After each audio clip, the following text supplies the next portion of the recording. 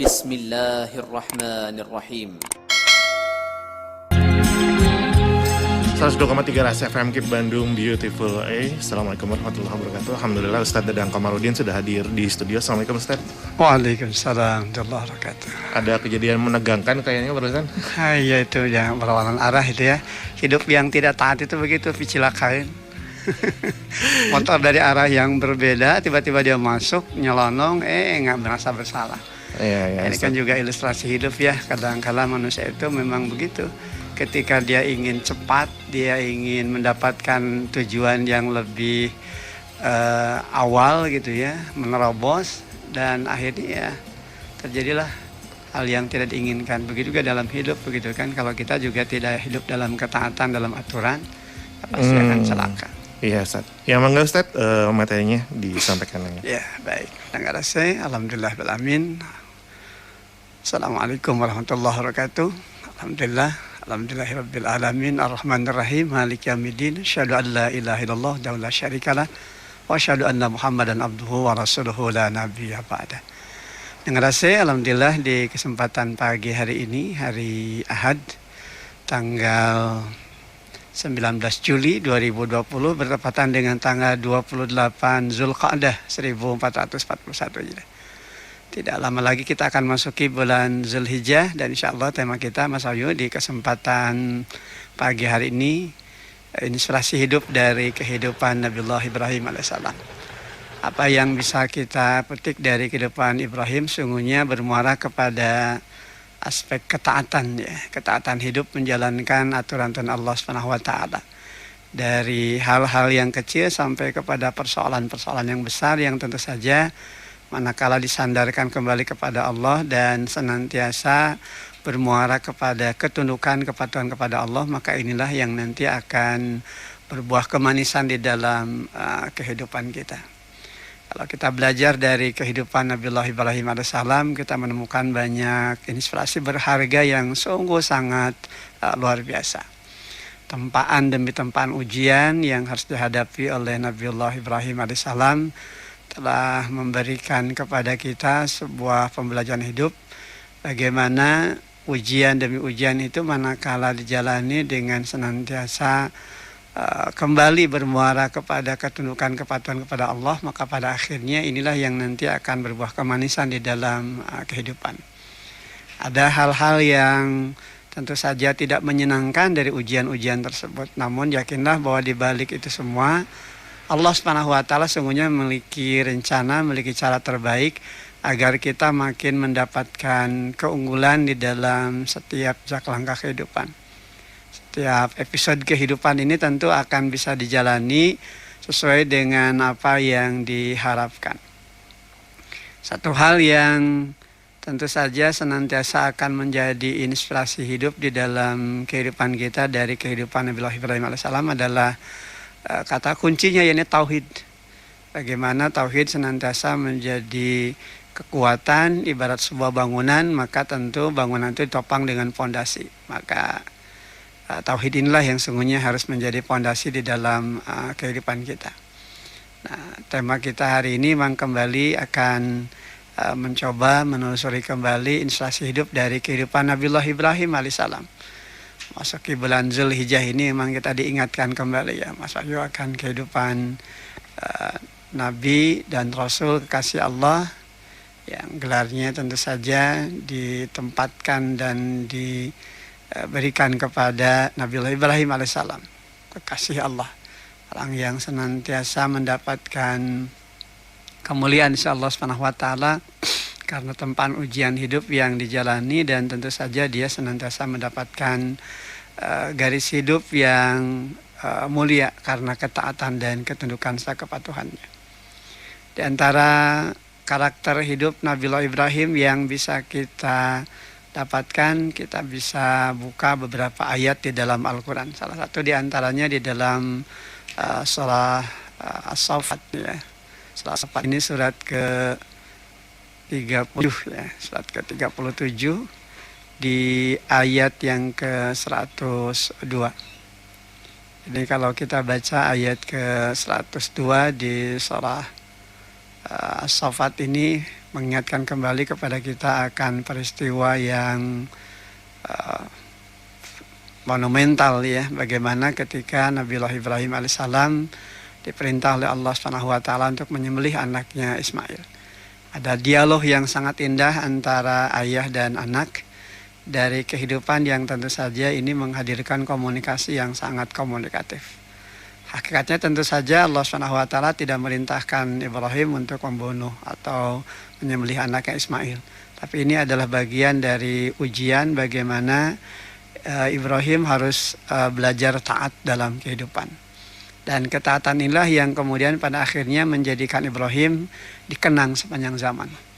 Kalau kita baca ayat ke-102 di surah As-Saffat, ini adalah dialog terkait dengan peristiwa yang akan terjadi yang kemudian ini menjadi kilas balik bagi apa yang kemudian kita kenal dengan Idul Kurban. Kita baca ayatnya di ayat ke-102. A'udzubillahi minasyaitonirrajim. Falamma balagha ma'ahu sa'ya qala ya bunayya inni ara fil manam anni azbahuka fangdur ma datara. Qala ya abati fa'al ma tu'mar satajiduni insyaallah minas sabirin. Maka ketika anak itu sampai pada umur sanggup berusaha bersamanya, Ibrahim berkata, ya bunayya inni ara fil manam anni azbahuka fangdur ma datara. Sesungguhnya aku bermimpi bahwa aku menyembelihmu, maka pikirkanlah bagaimana pendapatmu. Qala ya abati fa'al ma tu'mar satajiduni insyaallah minas sabirin. Dia Ismail menjawab, wahai ayahku, lakukanlah apa yang diperintahkan Allah kepadamu, insyaallah engkau akan mendapatiku termasuk orang yang sabar.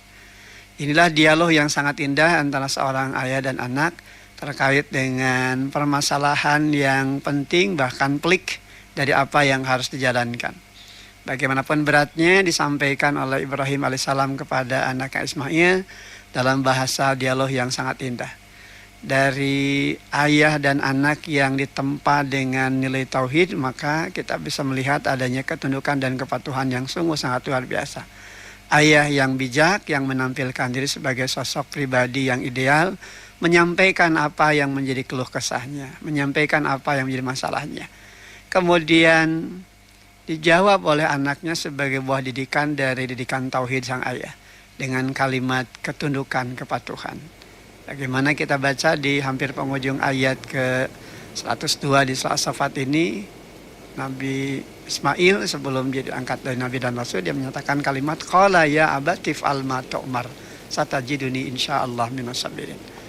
Wahai ayahku, lakukanlah apa yang diperintahkan Allah kepadamu, insyaallah engkau akan mendapatiku termasuk orang yang sabar. Dan di ayat ke-108 ini bagaimana kita juga melihat proses pembelajaran dalam kehidupan bahwa setiap ketundukan, setiap kepatuhan dari hambanya kepada Rabbnya ini akan menjadi sebuah pembelajaran sepanjang hayat. Di ayat ke-108 di surah As-Saffat dinyatakan wa tarakna alaihi fil akhirin, dan kami abadikan untuk Ibrahim pujian di kalangan orang yang datang kemudian.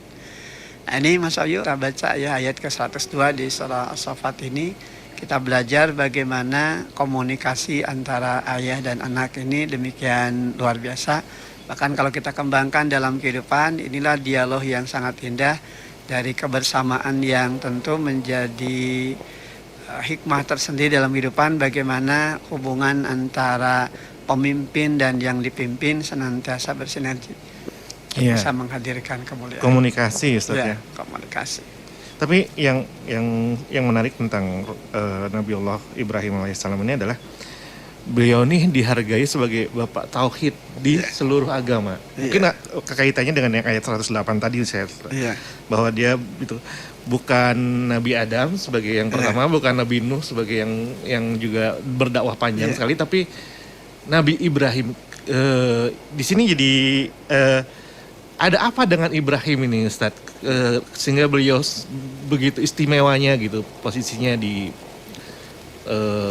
mungkin kalau bisa bicara tentang perkembangan agama dunia sekarang semuanya berpusat pada Nabiullah Ibrahim alaihissalam.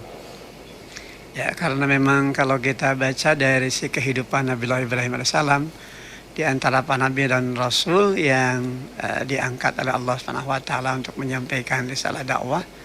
Ibrahim alaihissalam ini memang memiliki keistimewaan, di antaranya ujian-ujian yang ditempa, ya, yang ditempahkan kepada beliau itu memang luar biasa ya. Kalau kita baca dalam Al-Quran itu ada 8 ujian, bayangkan. Level ekstrim. Level ekstrim lah. Bayangkan coba dari masa kecil ketika dia harus mencari siapa Tuhannya kan. Oh iya. Dia mencari siapa Tuhannya, sehingga dari awal memang dia betul-betul terbebas dari segala bentuk perilaku syirik. Ya, dia mencari siapa Tuhannya. Ketika orang-orang sibuk saat itu menyembah berhala, kemudian ya logika menjadi tidak jalan, dia justru jalan ya logikanya di masa kecil itu siapa Tuhannya. Ketika walaupun lihat, ayahnya sendiri adalah pembuat patung. Sendiri Azhar itu adalah pembuat patung, ya produsen malah gitu ya, tukang nyeunaan patung. Tapi ternyata Ibrahim dikabawakan dia tidak latah lah kalau bahasa kita sekarang nih.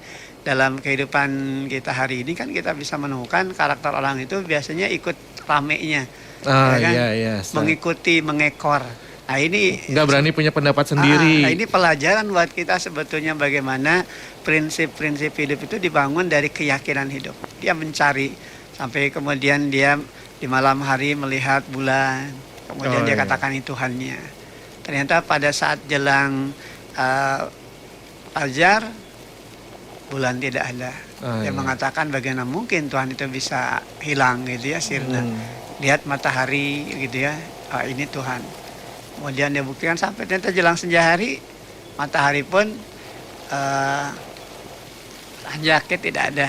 Akhirnya dia mengatakan bagaimana mungkin Tuhan itu bisa hilang. Sampai akhirnya Allah SWT memberikan petunjuk dan kemudian memberikan kepada Ibrahim informasi tentang siapa Rabbnya. Sampai kemudian dia juga masih belum yakin, benar nggak ini Tuhan saya.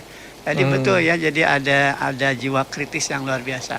Sampai kemudian Allah menyatakan kalau kamu masih tidak percaya, bukan tidak percaya agar aku makin yakin gitu siapa Rabbku sesungguhnya. Sampai akhirnya kemudian Allah perintahkan Ibrahim untuk memotong-motong ya kan burung yang kemudian ditempatkan di beberapa tempat, sampai kemudian diperintahkan untuk dipanggil kembali. Akhirnya kemudian burung itu kembali, sampai kemudian dia menjadi pribadi yang memang betul-betul ya tauhidnya itu bukan karena ikut-ikutan. Kalau kita kan dalam kehidupan kita ada istilah Islam turunan, ya, karena orang tuanya Islam ikut Islam. Tapi kemudian dalam pemahaman seringkali justru tidak seperti itu. Nah, di situ kemudian juga tambah saat ketika orang sibuk dengan penyembahan pada berhala, dia merasa prihatin sampai akhirnya nalarnya itu jalan ya, logikanya jalan, bagaimana caranya agar bisa menghentikan itu semua.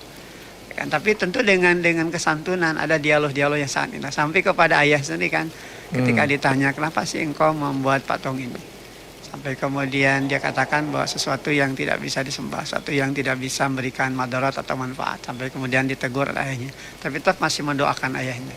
Walaupun pada akhirnya ternyata hal itu tidak diperbolehkan. Kenapa? Ketika ayahnya nyata-nyata jelas tetap berada dalam kemusyrikannya. Sampai kepada peristiwa ketika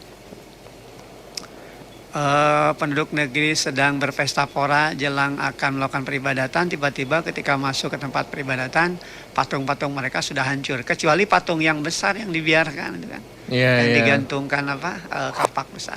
Ada dialog itu yang mencerdaskan itu ya, dan orang tidak lagi mencari siapa pelakunya kecuali kepada Ibrahim, karena memang yang dianggap nyeleneh gitu ya, yang saat itu ya Ibrahim gitu. Dan ditanya, kamukah pelakunya? Kau kenapa menyalahin saya gitu kalau bahasa kita ini? Dia mengatakan, coba tanya tuh kepada patung yang besar yang di lehernya digantungkan kapak. Sampai kemudian Raja Namrud mengatakan bagaimana mungkin katanya patung yang besar yang tidak bisa ya hidup dan memberikan kemanfaatan itu ya istilahnya menghancurkan patung-patung yang kecil ini. Sampai kemudian akhirnya Ibrahim mengatakan, jadi bagaimana mungkin kamu menyembah sesuatu yang tidak memberikan manfaat dan madarat gitu kan. Tapi karena memang saat itu kehidupan masyarakat sudah demikian rusak gitu ya, akidah dan akhlaknya dan logikanya tidak jalan, justru malah Ibrahim mendapatkan hukuman, sanksi dibakar. Lagi-lagi ini pun ternyata siap dijalankan gitu ya. Dan galibnya api yang biasa panas jadi dingin. Demikian juga ketika dia melewati kehidupan berumah tangga itu kan, ketika dia berharap hadirnya buah hati, belum juga diberikan oleh Allah. pakai ujian kan. Sehingga di surah As-Saffat kalau kita awali sebenarnya dari ayat 100 Mas. Ayat 100 sampai ayat ke 111. Tapi dia tidak pernah lelah berdoa pada Allah dengan kalimat Rabbi habli minas sholihin. Ya Rabb, kami anugerahkan kepada kami generasi yang saleh. Sampai akhirnya lewat pernikahannya dengan Siti Hajar diberikan anugerah anak yang nanti kelak menjadi Nabi dan Rasul Ismail alaihissalam. Namun ternyata ujiannya belum beres. Ibrahim kemudian juga harus menempatkan Ismail yang masih kecil, kemudian juga Siti Hajar ke tempat yang jauh dari Babilonia itu kan, kemudian dari Palestina menuju ke Bakkah itu kan, sampai kemudian ditinggalkan.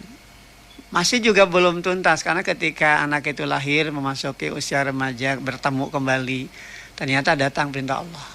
Yang ini menurut tema saya ini kan peristiwa yang sangat luar biasa gitu ya. Ketika datang mimpi, dalam tabir mimpi itu Ibrahim harus menyembelih anaknya Ismail. Tapi dia ternyata tetap dengan jiwa yang hanif, ya, dengan jiwa yang halus, santun. Dia sampaikan itu kepada anak. Ya kan, tidak ada rasa khawatir sieun namun anak nolak, sampaikan aja lah. Yang penting saya sudah pernah mendidik dan memberikan didikan anak itu dengan jiwa tauhid. Dia sampaikan itu kan kalimat yang tentu di dalamnya mengandung dialog, ya kan. Jadi bagaimana ayah yang hebat, ayah yang unggul itu adalah ayah yang selalu melibatkan anak. Bukan ayah yang menang sorangan, ya kan? Yang kadang-kala ketika anak memiliki pendapat, pandangan, kadang-kala orang tua seringkali berkata, diam aja lah kamu sebagai anak, kamu tahu apa kan gitu. Tapi ternyata Ibrahim nggak begitu. Ibrahim memberikan pandangan tentang apa yang dirasakan, dialami dengan kalimat, qala ya bunayya inni ara fil manam andi albahuka fangtul mandatara. Wahai anakku, sesungguhnya aku bermimpi bahwa dalam mimpi bapamu menyembelih engkau. Tolong pikirkan bagaimana pendapat dan pandanganmu. Artinya diminta memberikan masukan begitu ya. Sampai kemudian Ismail mengatakan, qala ya abatif alma tu'mar satajiduni insyaallah minas sabirin. Wahai bapakku, lakukanlah, kerjakan apa yang diperintahkan Allah. Insyaallah kau akan mendapatiku termasuk orang yang sabar. Nah, kalimat Ismail ini tidak akan mungkin muncul begitu ya dari lisan Ismail kalau bukan buah didikan dari ayah yang hebat, ayah yang juga sejak awal menempa dirinya menjadi pribadi yang bertauhid yang kemudian diwariskan kepada generasinya. Sehingga inilah yang sebetulnya kalau saya baca dari beberapa ayat ini gambaran betapa luar biasa Ibrahim sehingga layak dia dikatakan sebagai bapak moyangnya para nabi dan rasul. Di mana ia hidup dalam ketaatan, tidak ada satupun yang dilewati dengan pembangkangan, selalu taat. Bahkan sampai ketika dalam doa pun, kalaupun toh dia tidak pernah terjebak dalam syirik, kita bisa baca di dalam surat Al-Baqarah di ayat ke-128 itu kan ada kalimat watub alaina dan terimalah taubat kami. Nah, dalam hidupnya dia tidak pernah berlaku syirik, tapi dia mohon ampun kepada Allah, mohon taubatnya diterima. Akhirnya apa ini? Artinya apa ini? Artinya bahwa ternyata di dalam kehidupan ini dia tidak merasa bersih gitu ya. Apa orang kalau sudah merasa asapang bersihna, asapang solehna itu cilaka ya. Nah, ini yang memang harus kita jadikan sebagai pembelajaran. Iya, Ustaz. Ini kalau bicara tentang Nabiullah Ibrahim ini setiap menjelang Idul Adha seperti sekarang ini selalu dibahas dan diulang-ulang aja gitu, Ustaz. Nah, sekarang kan kondisinya apa ya, Ustaz ya? Pandemi lah ya, kita bilangnya pandemi, dan kondisinya dalam kondisi yang sangat banyak batasan lah dalam ini. Kira-kira ada relevansinya nggak nih ceritanya kisah Nabiullah Ibrahim ini dengan kondisi sekarang kita berkorban, terus juga tentang kondisi yang serba banyak keterbatasan, kondisi umat sekarang yang seperti ini, dan cerita saat itu Nabiullah Ibrahim ngobrol dengan anaknya dan sebagainya, dan kisah-kisah Nabi Ibrahim kira-kira yang bisa dikaitkan nggak, Ustaz? Ya tentu saja kalau kita kaitkan dengan kondisi kekinian. Ini kan sebetulnya kembali relevansinya kepada aspek ketaatan, ya kan? Dan kemudian sadar bahwa di balik perkara apapun yang tidak menyenangkan ada proses pembelajaran insya Allah SWT untuk bisa menghadirkan kita menjadi pribadi yang tangguh, pribadi yang unggul, pribadi yang tentu saja nanti akan bisa keluar dari masalah itu. Nah, kita lihat kan dalam hidupan Ibrahim, karena dia yakin begitu ya, yakin bahwa Allah SWT merintahkan satu perintah itu tidak akan menyengsarakan. Sekalipun perintahnya itu harus menyembelih anaknya Ismail, dia sampaikan dulu kepada anaknya, dan kemudian anaknya Ismail karena buah didikan dari ayah yang bertauhid, dia juga siap menerima itu. Kenapa? Karena dia yakin tidak mungkin Allah SWT merintahkan kepada ayahandanya satu perintah yang akan mencelakakannya. Dan ternyata betul kan, dari apa yang kemudian dilakukan oleh Ibrahim terhadap Ismail, pada akhirnya berbuah kemanisan. Allah SWT kemudian menghentikan apa yang akan dilakukan oleh Ibrahim untuk menyembelih anaknya, karena ini sebetulnya hanya sekedar ujian. Nah, ini di balik ujian ini yang sebetulnya kita bisa belajar bahwa dari perkara yang tidak menyenangkan ada nilai kebaikan. Dan itu kita bisa lihat kan di dalam surat Al-Anbiya ayat 35, kullu nafsin dha'iqatul maut, setiap yang berjiwa itu akan merasakan mati. Kemudian ada kalimat wa nabluukum bisyarri wal khairi fitnah, kemudian aku akan uji manusia itu dengan keburukan dan kebaikan sebagai cobaan. Wa ilaihi turja'un, dan hanya kepada kamilah kembalimu. Jadi di balik keburukan yang menurut logika manusia itu pasti akan menyengsarakan, ternyata justru Allah memberikan didikan bahwa di balik hal itu justru nanti akan ada kebaikan. Bayangkan kalau disuruh menyembelih anak kan bukan kebaikan kan, pasti perkara yang buruk lah, perkara yang tidak pernah dibayangkan sebelumnya. Apalagi bagi seorang Ibrahim, berpuluh-puluh tahun ingin punya anak, kemudian tatkala dianugerahi anak, kemudian tumbuh kembang di dalam kehidupannya menjadi manusia dewasa, bisa diajak berdialog, tiba-tiba datang perintah untuk menyembelih. Yang secara logika kan tidak masuk nalar, wah ini pisang saraeun, mata kecelakaan gitu ya. Tapi karena yakin adalah perintah Allah dan yakin bahwa perintah Allah itu tidak akan menyengsarakan, maka dijalankan. Nah, ini yang sekarang ini justru malah ditinggalkan oleh kita. Dalam arti apa? Keyakinan bahwa sebenarnya di balik perkara yang tidak menyenangkan ada sesuatu yang berfaedah, ada hikmah. Kemarin ya kita rasakan ya, Ramadan. Saat ketika pandemi kita tidak boleh keluar dari rumah, ya kan, kita ya cicing di imah lah gitu ya, dirumahkan. Ternyata di kesempatan Ramadan, di saat ketika biasanya kita tarawih berjamaah, akhirnya kita membangun konsolidasi baru, ya kan, dengan cara Allah. Bagaimana para ayah jadi imam di rumah, ya kan?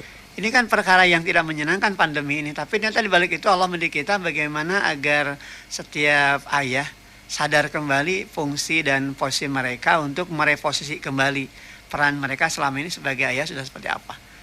Bagaimana dia jadi imam di rumah. Kemudian juga peran ibu, peran anak. Ya kan. Demikian juga dalam hal yang lain kan. Luar biasa, ini satu hal yang saya rasakan betul. Saya bersyukur pada Allah, ternyata selama sebulan full kan kita bisa berjamaah di rumah. Dan hampir semua gitu kan kita melaksanakan itu semua. Kalau itu kemudian bisa kita tafakuri sebagai bagian dari kasih yang Allah SWT, pasti kita tidak akan berkeluh kesah. Tidak akan mengatakan ada yuk gara-gara pandemi, gara-gara corona, enggak. Karena di balik ini semua ternyata ada cara Allah untuk menjadikan kita mendapatkan kebahagiaan, hikmah. Bagi Allah, yang namanya virus itu kan sesungguhnya bagian dari ayat-ayatnya, bagian dari tanda-tanda kuasaannya. Bagaimana tasbihnya makhluk gitu kan kepada Rabbnya. Sehingga kita juga belajar hanya dari virus kecil saja kita tidak berdaya. Kita belajar bagaimana untuk meyakini, menyadari bahwa di balik satu hal yang tidak menyenangkan gitu ya, ternyata Allah memberikan kepada kita hikmah, ada kebaikan. Ngumpul dengan keluarga, ada komunikasi. Ayah jadi makin dekat dengan anaknya. Selama ini mungkin kadang-kadang jarang, renggang. Kenapa? Karena sibuk orang tua dengan pekerjaan. Justru dengan pandemi ini kita jadi makin dekat. Iya, sholat berjamaah kan, kalau saya sholat berjamaah di masjid hampir nggak pernah di rumah jadahnya gitu kan. Karena sholat berjamaah di masjid. Di rumah ya Ramadan kemarin itu aja Ustaz. Dan alhamdulillah Ramadan kemarin itu menurut saya, buat saya sih hikmahnya adalah saya lebih mudah mengajarkan soal puasa Ramadan kepada anak saya yang paling kecil. Karena biasanya kan kalau harus keluar dan sebagainya gitu, godaannya buat dia jadi lebih susah. Nah, karena Ramadan kemarin itu di rumah terus dan sebagainya, dan di rumah semuanya saum, alhamdulillah Ramadan pertama, puasa pertama langsung tamat 30 hari. Itu kan tadi jadi cara Allah mendidik kita. Jadi kalau kita kembali kepada jiwa husnudzon, berbaik sangka, kita tidak akan berkeluh kesah, kita tidak akan menyalahkan virus, bahkan kemudian kita tidak, cek orang sudah mengenah-enah, kenapa ya Allah itu menurunkan virus. Itu kan bagian dari ujian. Coba kalau kita kembali kepada fondasi tauhid yang dibangun dalam hidupan Nabiullah Ibrahim, 8 ujian coba ya yang harus dijalani, puncaknya ketika Ibrahim harus menyembelih anaknya Ismail. Itu kan bentuk ujian, bukan perintah sebenarnya gitu kan. Sehingga kan di dalam ayat ke-105 dikatakan qad saddaqta ru'ya, sungguh engkau telah membenarkan mimpi itu. Inna kadzalika nadzil muhsinin, sungguh demikianlah kami memberikan balasan kepada orang-orang yang buat kebaikan. Artinya apa? Allah Subhanahu wa taala memberikan pembelajaran dari ketaatan itu akan lahir kemuliaan. Sehingga di ayat ke-106-nya dikatakan inna hadzal lahwal balaul mubin.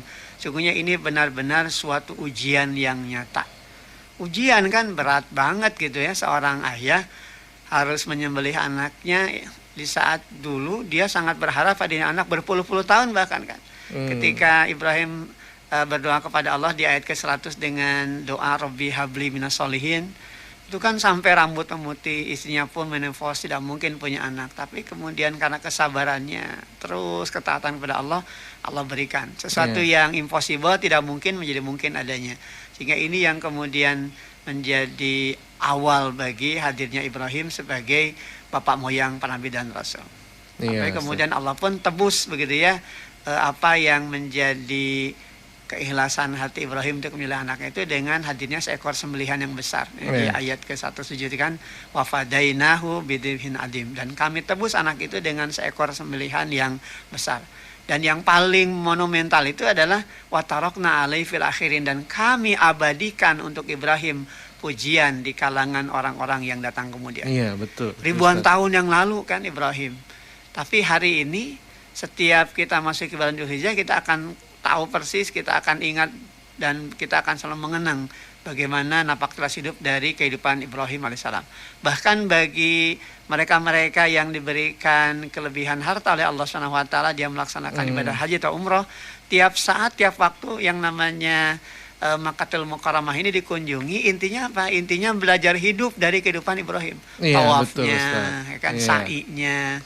Bahkan kalau dalam bulan haji itu kan ada lontar jumroh. Coba kalau kita perhatikan ya dalam kaitan tawaf ya. Selesai tawaf itu kan ditandai ketika seorang jemaah itu sholat di belakang makom Ibrahim. Makom itu bukan kuburan ya, tapi tapak kaki. Ya, tapak kaki aja jadi isyarat di situ kita sholat. Menggambarkan apa? Betapa Ibrahim itu manusia yang mulia. Sehingga tapak kaki perjalanan ketika dia membangun pondasi Baitullah dijadikan sebagai napak tilas untuk apa? Untuk kita hidup dalam ketaatan sebagaimana taatnya Ibrahim. Dan ini yang memang dijadikan rujukan oleh Nabiullah Muhammad SAW, millata Ibrahim hanifah, mengikuti milah Ibrahim yang hanif gitu ya, yang santun, yang senantiasa hidup dalam ketaatan itu. Maka pandemi ini memang banyak hikmah bagi mereka yang kembali kepada aturan Allah, ya kan, selalu berhusnuzan. Kaitkan juga dengan bagaimana kehidupan Ibrahim. Ujian-ujian itu menjadikan manusia itu sebetulnya tertempa untuk apa? Untuk menjadi pribadi yang unggul, yang kemudian hari ini bisa menjadi contoh teladan sepanjang zaman gitu kan. Iya, belajar dari ketaatan Ibrahim yang sudah itu Ustaz ya. Iya. Apa ya, ini diceritakan lagi oleh Al-Qur'an dengan indahnya di surat As-Saffat ini Ustaz ya. Iya Ustaz, terus sekarang nih kondisi kayak gini nih Ustaz, kira-kira kalau saya menyimpulkan bahwa kita taat dengan protokol kesehatan dan sebagainya, apa yang disampaikan oleh pemerintah ini bagian dari taat kepada ulil amri, boleh nggak sih Ustaz? Ya itu tadi, karena ketika ada kemaslahatan dan memang kita harus menjaga itu, maka kita harus taat gitu kan, karena bagaimanapun apa yang dijadikan kebijakan itu juga untuk menyelamatkan. Jadi jangan sampai orang semua sologoto, penting ada urusan hidup yang maut, urusan Allah, betul gitu. Tapi kita juga tidak boleh menzolimi dia sendiri. ketika kita berhadapan dengan wabah, kemudian kita harus jaga kesehatan, protap kesehatan kita betul-betul diperhatikan. Ini kan aspek kedisiplinan hidup, ya kan? Ya, terserahlah orang mengatakan ini juga ada bagian dari konspirasi, mungkin Ya, saja ya. kan ada Tapi yang bilang tetap kayak gitu, Ustaz. pandemi, karena kita tidak bisa melihatnya, tetap kita jaga kesehatan begitu ya, tetap jaga kesehatan. Memang kalau yang namanya perilaku zalim itu ya tetap saja akan ada gitu ya sepanjang Iya. hayat. Tapi tentu saja di balik itu tidak berarti lantas kemudian kita menyederhanakan masalah lantas menganggap enteng. Karena bagaimanapun Islam ini kan ajaran yang syumuliyah, sempurna gitu ya, yang menyeluruh. Jadi kita tetap menjaga keimanan kita, ya, tapi kita juga tetap jaga imun kita dari aspek kesehatan. Jadi Harus preventif, Ustadz, preventif, ya. Iya, jadi pencegahan. jangan karena kita nggak pernah ada teman kita yang kena, bukan berarti nggak ada gitu Iya. ya. Gitu. Tetap kita jaga kesehatan itu, karena memang Islam itu kan juga sejak awal mengajarkan kepada kita tentang konsep hidup yang bersih. Coba bab toharoh itu pertama disampaikan sebelum kita melaksanakan ibadah mahdoh. Artinya apa? Umat Islam itu sebetulnya harus betul-betul dekat ya, terbiasa begitu menjadi bagian dari habitnya dalam hidup. Jadi kalimat atau urusatul iman, kebersihan itu sebagian daripada iman, bahkan digandengkan dengan iman. Kalau orang tidak hidup bersih, orang tidak berdisiplin, orang tidak menjaga kesehatan, berarti imannya diragukan. Apalagi tentu dalam kondisi seperti saat sekarang ini, tetap kita harus jaga kesehatan kita. Tapi di balik itu semua tentu kita juga kuatkan dengan iman kita. Sebab bagaimanapun kita makan bergizi, nutrisi yang mengandung vitamin, kalau pikirannya dirusak, kemudian zikirnya, ya tetap aja kita akan terpapar gitu ya. Terutama yang paling mendasar itu menghadapi virus-virus lain selain coronavirus, ya kan? Selama ini kan kita kadang-kala menganggap virus gitu ya, virus yang secara fisik. Ada juga ternyata virus yang secara non fisik yang sebetulnya juga membahayakan. Virus akidah, akhlak, pergaulan, pola hidup yang nyeleneh gitu ya, tidak hidup dalam ketaatan, itu kan virus itu kan. Terus terbiasa dengan kejahatan dan dosa, kemudian tidak merasa bersalah dan berdosa ketika melakukan kejahatan dan kesalahan, itu berarti dia sudah terpapar virus. Harus diwaspadai juga. Jadi di samping virus yang nyata secara fisik, walaupun tidak terlihat ya, yang namanya virus itu kan coronavirus, tapi tetap aja kita jaga, sehingga ini adalah pola keseimbangan. Iya, Ustaz. Kayaknya waktunya sudah agak terbatas. Mangga Ustaz ditutup aja, mangga. Baik, pendengar AC, mudah-mudahan apa yang dipaparkan di kesempatan pagi hari ini bersama Mas Wahyu tentu bisa menjadi inspirasi berharga dalam kehidupan kita. Intinya tentu mari kita terus belajar taat dari kehidupan Ibrahim, karena ketaatan itu sendiri tentu pada akhirnya akan menghadirkan kemuliaan dan keberkahan sepanjang hayat. Belajarlah di kehidupan Ibrahim bagaimana dia dikenang, dia diingat sepanjang zaman. Oleh karena itu, ruh semangat keluarga Ibrahim harus kita tumbuh suburkan dalam keluarga kita. Jadi Ibrahim yang hidup di zaman kini, jadi Siti Hajar yang hidup di zaman kini, dan jadilah Ismail, generasi muda yang hidup di zaman kini, yang tentu saja keluarga Ibrahim itu adalah keluarga teladan, keluarga idaman sepanjang zaman yang menghadirkan keberkahan sepanjang zaman. Wa tarakna alaihi fil akhirin, dan kami abadikan untuk Ibrahim pujian yang baik di kalangan orang-orang yang datang kemudian. Saya pungkas, saya akhiri, subhanakallahumma wa bihamdika asyhadu an la ilaha illa anta astaghfiruka wa atubu ilaik. Walhamdulillahil alamin. Assalamualaikum warahmatullahi wabarakatuh. Waalaikumsalam warahmatullahi wabarakatuh. Alhamdulillah